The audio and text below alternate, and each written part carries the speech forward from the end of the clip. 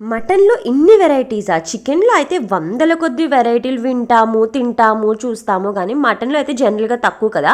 కానీ రంజాన్ స్పెషల్గా barbecue నేషన్లో Lazeez ghost అని పెట్టి సో మటన్కి ఎక్కువ ప్రయారిటీ ఇచ్చి బుఫే ప్లాన్ చేశారనమాట. వాళ్ళ బుఫేస్లో ఎక్కువ చికెన్, ఫిష్, ప్రాన్సే ఉంటాయి. కానీ ఈ రంజాన్ కోసం అని చెప్పి ఇలా అనమాట. సో మరి మనం తినకుండా ఉంటామా? సో అసలుకే రంజాన్. సో వెళ్ళాలని ఇంకా డిసైడ్ అయిపోయాము. వెళ్ళాక ఇదిగో మీకు క్విక్ ఐటమ్స్ టూర్ అయితే ఇచ్చేసాను. నాకైతే ఏమనిపించింది అంటే మటన్ కోసం వచ్చాను కానీ మటన్లో వాడు ఒక 6-7 వెరైటీలు ఇచ్చాడు.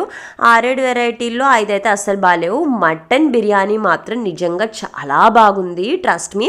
ఇది నెక్స్ట్ మంత్ 4th ఎంతవరకు ఉంటుంది డేట్, నాకు ఎగ్జాక్ట్గా తెలీదు.